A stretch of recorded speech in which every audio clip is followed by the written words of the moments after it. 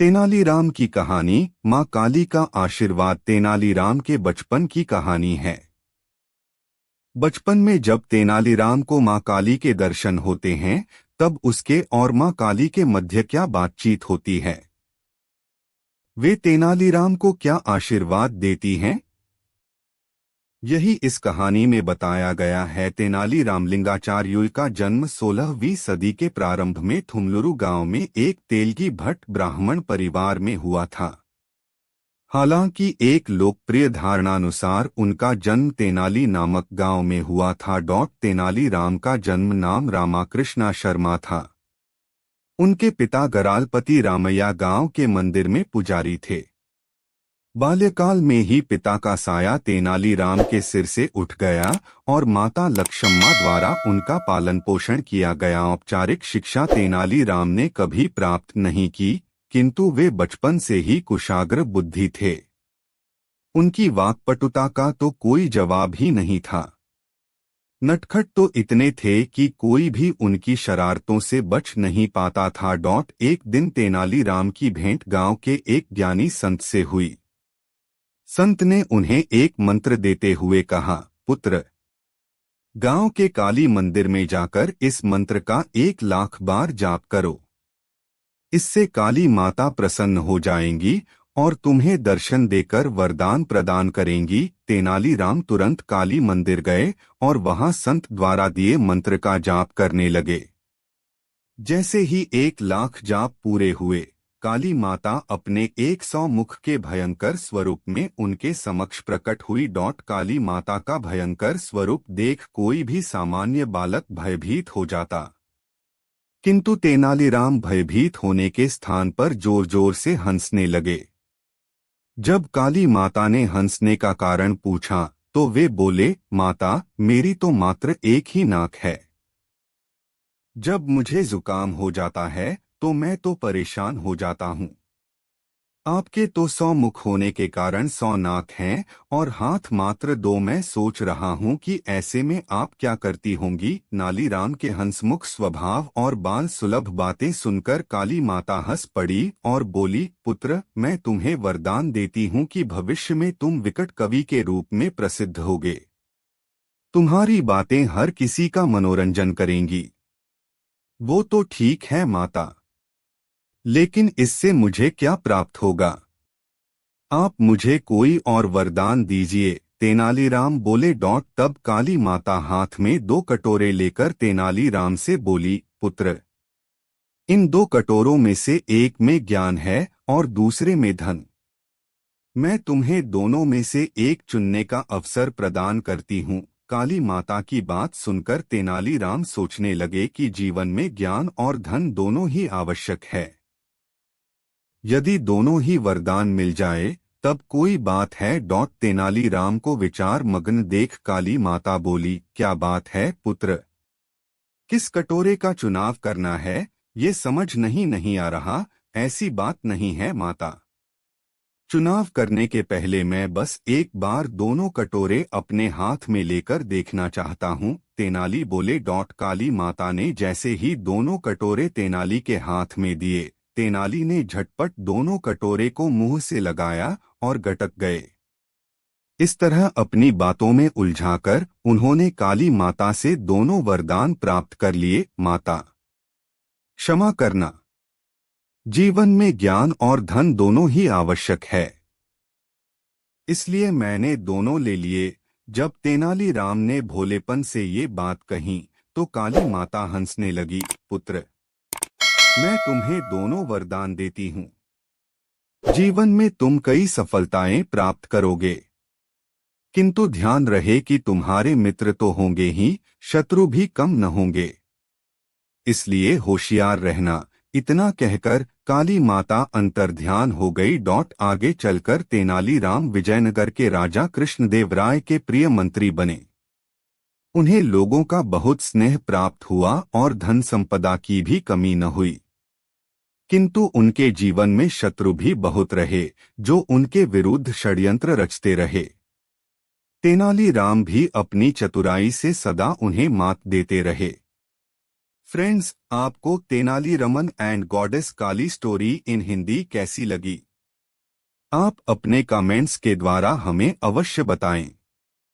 ये तेनाली रमन कहानी पसंद आने पर लाइक और शेयर करें। ऐसी ही और तेनाली राम की कहानी पढ़ने के लिए हमें सब्सक्राइब कर लें। तेनाली राम और राजगुरु की चाल कहानी। तेनाली राम जब बड़े हुए तो उनकी बुद्धिमानी के चर्चे पूरे गांव में होने लगे। गांव में जब भी कोई किसी समस्या में पड़ता तो तेनालीराम के पास उसके समाधान हेतु चला आता। तेनालीराम भी अपनी बुद्धिमत्ता के बल पर चुटकी बजाते ही समस्या का समाधान कर देते। और राजगुरु की चाल कहानी। तेनालीराम जब बड़े हुए तो उनकी बुद्धिमानी के चर्चे पूरे गांव में होने लगे। गांव में जब भी कोई किसी समस्या में पड़ता तो तेनालीराम के पास उसके समाधान हेतु चला आता। तेनालीराम भी अपनी बुद्धिमत्ता के बल पर चुटकी बजाते ही समस्या का समाधान कर देते। तेनालीराम बुद्धिमान तो थे ही, साथ ही एक श्रेष्ठ कवि भी थे और उनकी वाक्पटुता का तो कोई सानी ही नहीं था। गांव वाले अक्सर उनसे कहा करते कि उन्हें महाराज कृष्णदेव राय के दरबार की शोभा बढ़ानी चाहिए। तब तक तेनालीराम का विवाह शारदा नामक कन्या से हो चुका। अपने परिवार के उज्ज्वल भविष्य की कामना में तेनालीराम के मन में भी महाराज कृष्णदेव राय के दरबार में जाने की आकांक्षा बलवती होने लगी। किंतु उन्हें ज्ञात नहीं था कि किस तरह वे महाराज के दरबार तक पहुंचे। संयोग से एक दिन महाराज कृष्णदेव राय के दरबार के राजगुरु तेनालीराम के गांव पधारे। तेनालीराम को जब ये ज्ञात हुआ तो वह भागे भागे राजगुरु के पास पहुंचे और उन्हें अपने घर भोज पर आमंत्रित कर लिया। राजगुरु जब तेनालीराम के घर आए तो तेनालीराम और उनकी पत्नी ने उनका बहुत आदर सत्कार किया, उनकी बहुत सेवा शुश्रूषा की। तेनालीराम ने उन्हें अपनी कविताएं सुनाई और अपनी वाक्पटुता से उनका मनोरंजन भी किया। उन्हें पूर्ण आशा थी कि उनकी सेवा और कला से प्रसन्न होकर राजगुरु अवश्य महाराज कृष्णदेव राय के दरबार तक पहुंचने में उनकी सहायता करेंगे। राजगुरु ने गांव से प्रस्थान करने के पूर्व तेनालीराम को आश्वासन दिया कि वह नगर पहुंचते ही महाराज से उनकी सिफारिश करेंगे और इस संबंध में उन्हें शीघ्र ही संदेश भेजेंगे। तेनालीराम प्रसन्न हो गए और उसके बाद से प्रतिदिन राजगुरु के संदेश की प्रतीक्षा करने लगे। लेकिन राजगुरु का संदेश न आना था, नहीं आया। वास्तव में राजगुरु तेनालीराम की बुद्धिमानी देखकर भयभीत हो गए थे। उन्हें भय था कि यदि तेनालीराम राज दरबार में आ गए तो उनकी स्वयं की प्रतिष्ठा कम हो जाएगी। इसलिए उन्होंने तय कर लिया था कि वे तेनालीराम के संबंध में महाराजा कृष्णदेव राय से तो क्या किसी भी अन्य राज दरबारी से चर्चा नहीं करेंगे। इधर दिन गुजरते जा रहे थे और तेनालीराम का धैर्य टूटता जा रहा था। गांव के लोग भी उन्हें चिढ़ाने लगे थे। अंत में तेनालीराम ने निश्चय किया कि अब वे राजगुरु के संदेश के भरोसे नहीं रहेंगे और स्वयं उनसे मिलने नगर जाएंगे। उन्होंने अपनी पत्नी को सामान बांधने को कहा और अगले ही दिन परिवार सहित विजयनगर की राह पकड़ ली। विजयनगर पहुंचकर अपने परिवार को एक धर्मशाला में ठहराकर वे राजगुरु से मिलने निकल गए। उनका पता पूछकर जब वे उनके निवास पर पहुंचे तो देखा कि वहां लोगों की लंबी कतार लगी हुई है। तेनालीराम भी कतार में लग गए। उन्हें पूर्ण विश्वास था कि राजगुरु उन्हें देखते साथ पहचान लेंगे और उनका स्वागत करेंगे। किंतु जब वे राजगुरु के समक्ष पहुंचे तो राजगुरु ने उन्हें नहीं पहचानने का ढोंग किया। तेनालीराम ने उन्हें अपना परिचय देते हुए उन्हें अपनी पिछली मुलाकात स्मरण करवाने का प्रयास किया, किंतु राजगुरु ने सेवकों से कहकर उन्हें अपने घर से बाहर निकलवा दिया। तेनालीराम अपने इस अपमान से बहुत दुखी हुए। उन्होंने तय कर लिया कि चाहे कुछ भी हो जाए वे महाराज से मिलकर ही रहेंगे और राजगुरु से भी अपने अपमान का बदला लेंगे। अगले दिन किसी तरह वह पहरेदारों को बहला फुसलाकर राज दरबार में पहुंच गए। वहां जीवन के वैराग्य और सत्य पर ज्ञानियों और पंडितों की गहन चर्चा चल रही थी। राजगुरु भी उस चर्चा में सम्मिलित थे। राजगुरु कर रहे थे, ये संसार मिथ्या है। जो भी यहाँ घटित हो रहा है सब एक दिवास्वप्न है। ये मन का भ्रम है कि कुछ हो रहा है। यदि जो घटित हो रहा है हम उसमें सम्मिलित न भी हों, हम वह न भी करें तो कोई अंतर नहीं पड़ेगा। यह सुनना था कि तेनालीराम बोल पड़े, राजगुरु जी, क्या सचमुच सब कार्य भ्रम है? तेनालीराम को राजदरबार में देखकर राजगुरु चकित हो गए। उनके मन में आवेश का ज्वार उठ खड़ा हुआ। वे उसी क्षण द्वारपालों से कहकर तेनालीराम को दरबार से बाहर फिकवा देना चाहते थे, किंतु महाराज के समक्ष वे ऐसा नहीं कर सकते थे। इसलिए स्वयं के आवेश पर नियंत्रण रख वे मृदु स्वर में बोले, ये सत्य है कि समग्र कार्य भ्रम है। चाहे कुछ किया जाए या न किया जाए कोई अंतर नहीं पड़ता। यदि ऐसी बात है तो राजगुरु आज दोपहर महाराज के साथ हम सब मिलकर भोजन करेंगे और आप दूर बैठकर देखना और सोचना कि अपने भोजन ग्रहण कर लिया। अब से प्रतिदिन ही ऐसा करना, क्योंकि कुछ किया जाए या न किया जाए कोई अंतर तो पड़ता ही नहीं है। तेनालीराम मुस्कुराते हुए बोला। ये सुनना था कि महाराज और सारे दरबारी हंस पड़े। राजगुरु का सिर लज्जा से झुक गया। महाराज कृष्णदेव राय तेनालीराम के तर्क से बहुत प्रभावित हुए थे। उन्होंने उनका परिचय पूछा। तेनालीराम ने अपना परिचय देते हुए गांव में राजगुरु से मिलने और गांव से राजदरबार पहुंचने का वृतांत सुना दिया। पूरा वृतांत सुनकर महाराज राजगुरु पर बहुत क्रोधित हुए। महाराज तेनालीराम की वाक्पटुता और बुद्धिमानी से अति प्रसन्न थे। उन्होंने उन्हें राज्य का मुख्य सलाहकार बना दिया और इस तरह तेनालीराम महाराज कृष्णदेव राय के अष्टदिग्गजस का अभिन्न अंग बन गए। तेनालीराम की कहानी, महाराज की खांसी। फ्रेंड्स, इस तेनालीराम की कहानी में हम तेनालीराम और महाराज की खांसी कहानी शेयर कर रहे हैं। महाराज कृष्णदेव राय को खांसी हो जाती है, लेकिन वे सबके मन करने के बाद भी खट्टा खाना नहीं छोड़ते। तेनालीराम कैसे मजेदार तरीके से उनका खट्टा खाना छुड़वाता है, यही इस कहानी में बताया गया है। पढ़िए पूरी कहानी। सर्दियों का मौसम था। मौसम की मार विजयनगर की प्रजा जुकाम के रूप में झेल रही थी। राजा कृष्णदेव राय भी इससे बच न सके और उन्हें भी जुकाम हो गया। नाक बहने के साथ साथ खांसी से भी उनका बुरा हाल था। राजवैद्य बुलाए गए। राजवैद्य ने महाराज को औषधि दी और परहेज करने का परामर्श दिया। अचार, दही और खट्टे खाद्य पदार्थ खाने की महाराज को मनाही थे, किंतु महाराज कहाँ मानने वाले थे। उन्होंने सारी चीजें खाना जारी रखा। अब महाराज को कौन समझाता। सब निवेदन करके हार गए, किंतु राजा ने किसी की न सुनी। इस कारण उनकी तबीयत बिगड़ती रही।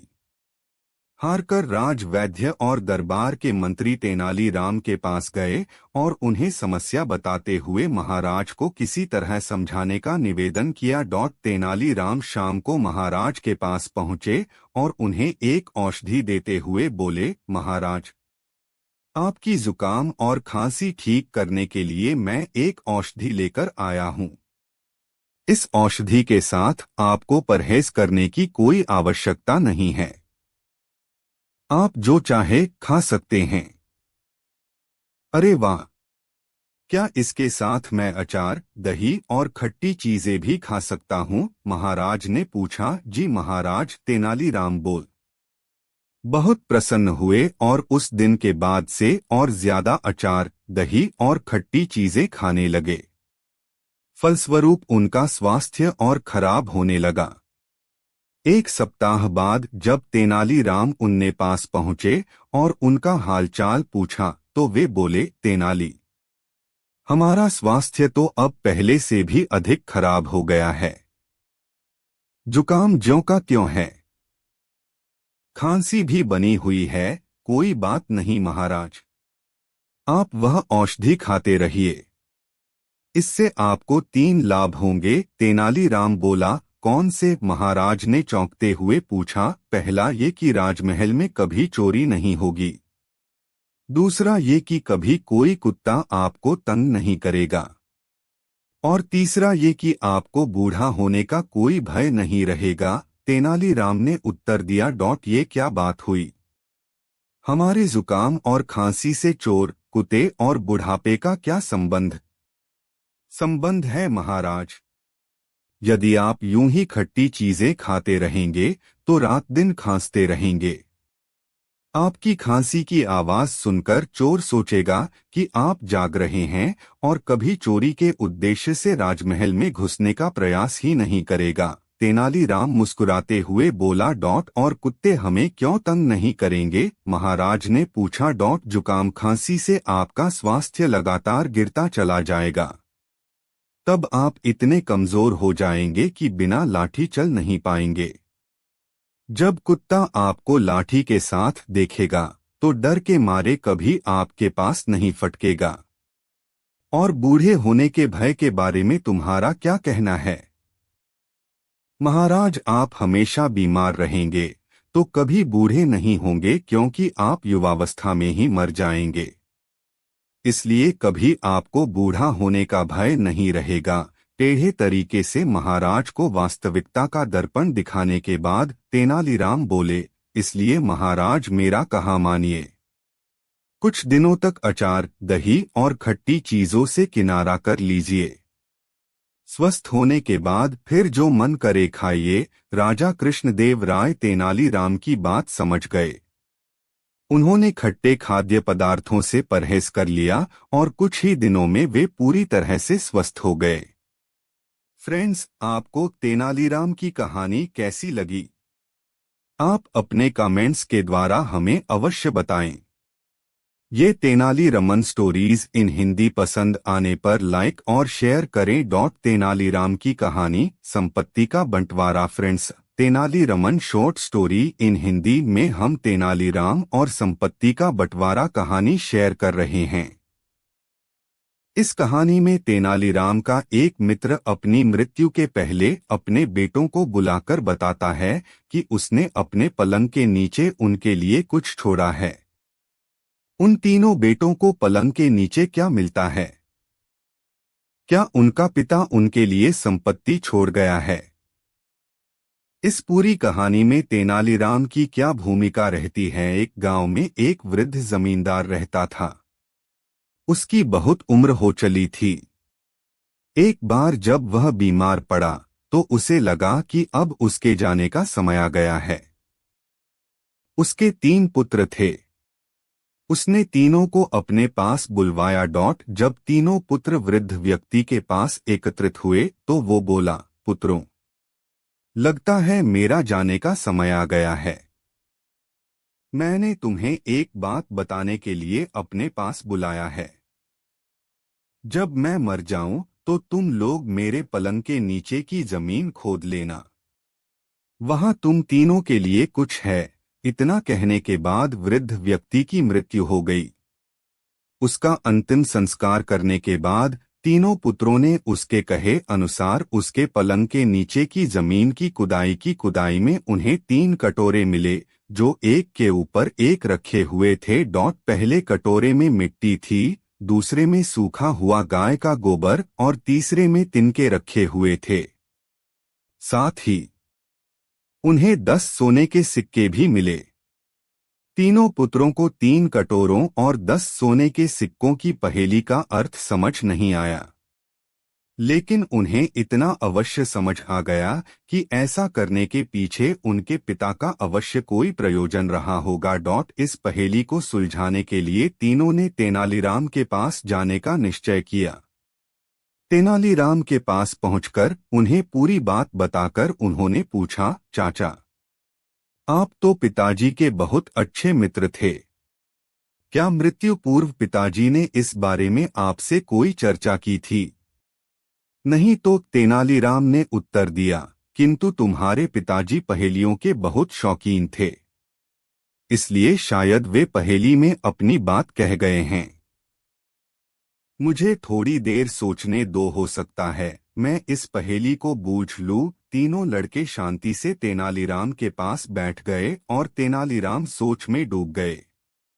कुछ देर बाद तेनालीराम की आंखें खुशी से चमक उठी और वह बोले, मुझे पता चल गया कि इस पहेली का क्या अर्थ है, तो चाचा जी जल्दी से हमें भी उसका अर्थ बता दो। तीनों पुत्र बोले, तो सुनो। तेनालीराम कहने लगा, तीनों कटोरों के आकार को देखो, सबके आकार भिन्न हैं।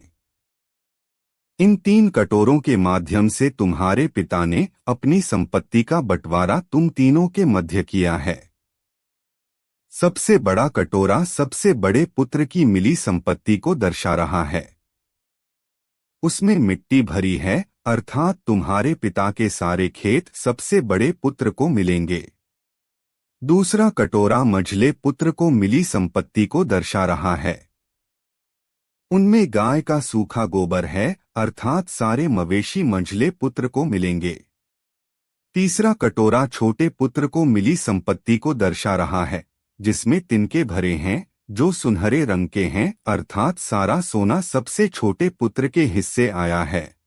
इतना कहकर तेनालीराम चुप हो गया। तब तीनों पुत्र बोले, चाचा जी एक बात समझ में नहीं आ रही कि पिताजी ये 10 सोने के सिक्के किसके लिए छोड़ गए हैं। ये मेरा मेहताना है। तुम्हारे पिता कोई भी काम मुफ्त में नहीं करवाते थे। उन्हें मालूम था कि उनकी पहेली का अर्थ पूछने तुम लोग मेरे पास आओगे, इसलिए मेरा मेहताना छोड़ गए हैं। तेनालीराम ने उत्तर दिया। तीनों पुत्रों को अपने पिता की पहेली का उत्तर मिल चुका था। उन्होंने तेनालीराम को 10 सोने के सिक्के दिए और लौट गए। फ्रेंड्स, आपको Tenali Raman short story in Hindi कैसी लगी? आप अपने कमेंट्स के द्वारा हमें अवश्य बताएं। ये तेनालीरामा की कहानी हिंदी पसंद आने पर लाइक और शेयर करें। तेनालीराम की कहानी बेशकीमती फूलदान। फ्रेंड्स, हम शॉर्ट स्टोरी ऑफ तेनालीराम इन हिंदी में तेनालीराम और बेशकीमती फूलदान की कहानी शेयर कर रहे हैं। यह कहानी महाराज कृष्णदेव राय और उनको उपहार में मिले 4 फूलदानों के इर्द गिर्द घूमती है। क्या होता है जब 4 में से एक फूलदान टूट जाता है? किसके हाथों फूलदान टूटता है? महाराज की प्रतिक्रिया क्या रहती है? तेनालीराम की यहाँ क्या भूमिका रहती है? यही इस कहानी में बताया गया। राजा कृष्णदेव राय के जन्मदिन के अवसर राजमहल में बहुत बड़े भोज का आयोजन किया गया। पड़ोसी राज्य के कई मित्र राजा उस शुभ अवसर पर महाराज को बधाई देने पहुंचे और उन्हें एक से बढ़कर एक बेशकीमती उपहार दिए। सभी उपहारों में महाराज को सबसे ज्यादा प्रिय 4 फूलदान थे। वे रत्नजड़ित फूलदान कला का उत्कृष्ट नमूना थे। महाराज ने उन्हें अपने शयन कक्ष में रखवाया और एक सेवक को उनके उचित रखरखाव की जिम्मेदारी सौंप दी। सेवक पूरी सावधानी से उन फूलदानों की साफ सफाई किया करता था। उसे पता था कि महाराज को वे फूलदान कितने प्रिय थे। यदि उसकी असावधानी से उन्हें कुछ भी नुकसान हुआ तो फिर उसकी खैर नहीं। किंतु एक दिन जो नहीं होना था वह हो गया। सफाई करते समय उन 4 फूलदानों में से एक फूलदान सेवक के हाथ से फिसलकर नीचे गिरा और चकनाचूर हो गया। डर के मारे उनकी जान सूख गई। लेकिन यह बात न छिपनी थी और न ही छिपी। महाराज को जब फूलदान टूटने की खबर मिली तो वे आगबबूला हो गए। उन्होंने उस सेवक को फांसी पर लटका देने का आदेश दे दिया। वह सेवक बहुत रोया, बहुत मिन्नतें की, लेकिन महाराज टस से मस न हुए। अगले दिन सेवक को फांसी पर लटकाया जाना था। तेनालीराम को जब ये बात पता चली तो उन्होंने महाराज से मिलकर इस छोटे से अपराध के लिए सेवक को फांसी देने का विरोध किया। लेकिन महाराज इतने अधिक क्रोधित थे कि उन्होंने तेनालीराम की बात अनसुनी कर दी। महाराज को समझाने में विफल होने के बाद तेनालीराम बंदीगृह में उस सेवक से मिलने पहुंचे।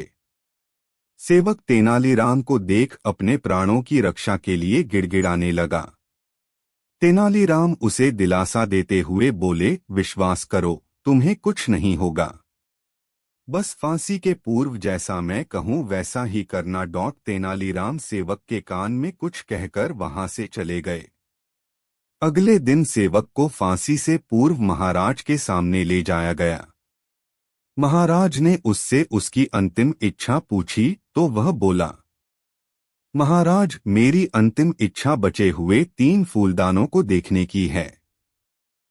उसकी अंतिम इच्छा पूरे करने वे तीनों फूलदान दरबार में मंगवाए गए। जैसे ही वे फूलदान उस सेवक के सामने ले जाए गए, उसने उन्हें उठाकर जमीन पर पटक दिया।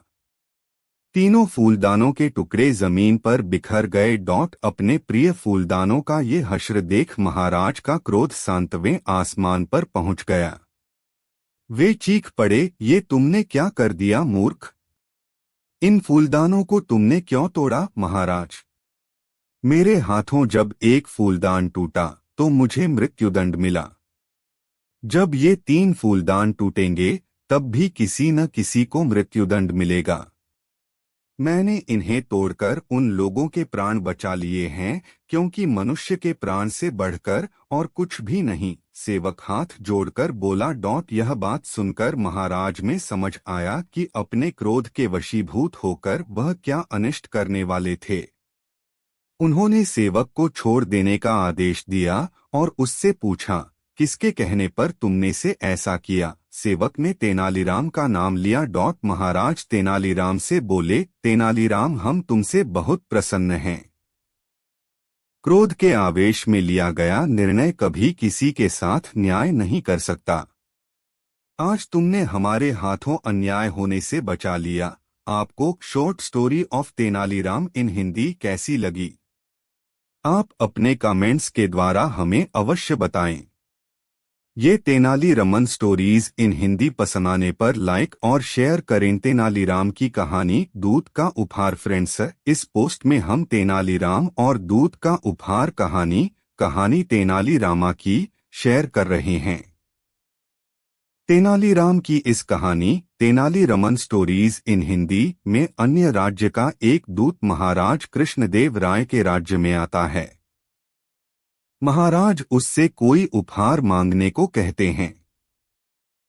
दूत जो उपहार मांगता है उसे सुनकर सबका सिर चकरा जाता है। दूत क्या उपहार मांगता है? क्या महाराज उसे वह उपहार दे पाते हैं? तेनालीराम की इसमें क्या भूमिका रहती है? यही इस कहानी में बताया गया है। एक बार विजयनगर राज्य के राजा कृष्णदेव राय के दरबार में उनके मित्र पड़ोसी राज्य के राजा का दूत संदेश लेकर आया। वह अपने साथ ढेरों उपहार भी लेकर आया जो पड़ोसी राजा ने भिजवाए थे। दूत विजयनगर में 3 दिन तक रुका। इन 3 दिनों में विजयनगर के राज दरबारियों द्वारा उसकी आवभगत में कोई कमी नहीं रखी गई। की कहानी दूत का उपहार। फ्रेंड्स, इस पोस्ट में हम तेनालीराम और दूत का उपहार कहानी तेनालीरामा की शेयर कर रहे हैं। तेनालीराम की इस कहानी तेनाली रमन स्टोरीज इन हिंदी में अन्य राज्य का एक दूत महाराज कृष्णदेव राय के राज्य में आता है। महाराज उससे कोई उपहार मांगने को कहते हैं। दूत जो उपहार मांगता है उसे सुनकर सबका सिर चकरा जाता है। दूत क्या उपहार मांगता है? क्या महाराज उसे वह उपहार दे पाते हैं? तेनालीराम की इसमें क्या भूमिका रहती है? यही इस कहानी में बताया गया है। एक बार विजयनगर राज्य के राजा कृष्णदेव राय के दरबार में उनके मित्र पड़ोसी राज्य के राजा का दूत संदेश लेकर आया। वह अपने साथ ढेरों उपहार भी लेकर आया जो पड़ोसी राजा ने भिजवाए थे। दूत विजयनगर में 3 दिन तक रुका। इन 3 दिनों में विजयनगर के राज दरबारियों द्वारा उसकी आवभगत में कोई कमी नहीं रखी गई। वापस जाने वाले दिन जब दूत राजा कृष्णदेव राय से मिलने आया तो उन्होंने भी अपने मित्र को देने के लिए दूत को ढेर सारे उपहार दिए। वे दूत को भी कुछ उपहार देना चाहते थे। उन्होंने उससे पूछा, हम तुम्हें उपहार देना चाहते हैं, जो चाहे मांग लो, हीरे जवाहरात, सोने के सिक्के, आभूषण, रत्न। राजा कृष्णदेव राय की बात सुनकर दूत बोला, महाराज, आपके मेरे संबंध में विचार किया, इसलिए बहुत बहुत धन्यवाद, किंतु मुझे ये सब नहीं चाहिए। यदि आप मुझे उपहार देना ही चाहते हैं तो कुछ ऐसा दीजिए जो सुख दुख में जीवन भर मेरे साथ रहे, जिसे कोई भी मुझसे छीन न पाए। दूत की मांग सुनकर राजा कृष्णदेव राय सोच में पड़ गए। उन्हें समझ नहीं आया कि आखिर दूत उपहार स्वरूप चाहता क्या है। उन्होंने इस आशा में दरबारियों की ओर दृष्टि घुमाई कि वे उन्हें इस संबंध में कुछ परामर्श दे सकें, किंतु सबके चेहरे पर परेशानी के भाव देख वे समझ गए कि उनकी स्थिति भी उनसे भिन्न नहीं है। ऐसे अवसर पर तेनालीराम की बुद्धिमानी की कारगर सिद्ध होती है। ये सोचकर उन्होंने तेनालीराम से कहा, तेनालीराम, हमारी आज्ञा है कि दूत के जो मांगा है वह उपहार तुम उन्हें हमारी ओर से द अवश्य महाराज। जब आज दोपहर जब दूत यहाँ से अपने देश के लिए प्रस्थान करेंगे तो वह उपहार उनके साथ होगा। तेनालीराम ने उत्तर दिया। दूत के विदा लेने का समय आया। उसके रथ में राजा के लिए दिए गए सारे उपहार रखवा दिए गए। विदा लेने की घड़ी में दूत राजा कृष्णदेव राय से बोला, अच्छा महाराज, मुझे आज्ञा दीजिए। आपके आतिथ्य के लिए बहुत बहुत धन्यवाद, किंतु दुख इस बात का है कि मेरा उपहार मुझे प्राप्त न हो सका। दूत की बात सुनकर राजा कृष्णदेव राय ने तेनालीराम की ओर देखा तो तेनालीराम मुस्कुराते हुए बोला, महाराज, इनका उपहार तो इनके साथ ही है। राजा कृष्णदेव राय दूत सहित वहां उपस्थित सभी दरबारी आश्चर्य में पड़ गए तो तेनालीराम दूत से बोला, महाशय, आप पीछे पलटकर देखिए, आपका पुरस्कार आपके साथ है। दूत ने पीछे पलटकर देखा तो उसे कुछ दिखाई नहीं पड़ा। वह बोला, मुझे तो कोई उपहार दिखाई नहीं पड़ रहा। कहाँ है मेरा उपहार? इस पर तेनालीराम बोला, महाशय, ध्यान से देखिए, आपका उपहार आपके पीछे है और वह गई आपका साया, जो सुख दुख में जीवन भर आपके साथ रहेगा और उसे कोई भी आपसे छीन नहीं पाएगा। यह सुनना था कि राजा कृष्णदेव राय हंस पड़े। दूत भी मुस्कुरा उठा और बोला, महाराज, मैंने तेनालीराम की बुद्धिमानी की बहुत चर्चा सुनी थी, मैं वही आजमाना चाहता था। वाकई तेनालीराम की चतुराई प्रशंसा योग्य है। इसके बाद दूत विदा लेकर वहां से चला गया। राजा कृष्णदेव राय ने तेनालीराम की पीठ थपथपाकर उसकी बुद्धिमानी की दाद दी। फ्रेंड्स, आपको कहानी तेनालीरामा की कैसी लगी? आप अपने कमेंट्स के द्वारा हमें अवश्य बताएं। ये